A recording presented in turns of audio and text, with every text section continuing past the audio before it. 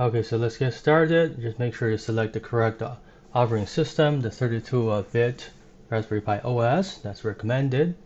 And then make sure you select your SD card. Be very sure this is not your main drive. So that's my SD card, and here's some settings you can do. For instance, you can set the host name if you want. I'll leave it as default. Also enable SSH, and let's see what else is down here. You can set up the username and password, and also the Wi-Fi. I'll set it up behind the scene. Okay, so we'll skip over it. Let's see what else is down there.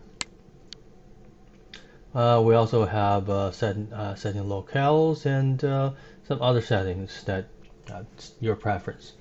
Okay, so I'll be pausing and just putting in my Wi-Fi information. So now I start writing to the card, and make sure you just set yes and start to write the operating system. It'll take a while, but I'll pause and return to it. Let's see. So let's pause. And now we're back, almost done. Verifying also takes a while, so we'll pause. And now we're back. It's almost done. So now Windows is a little confused. We'll just do cancel here and continue, and we're done.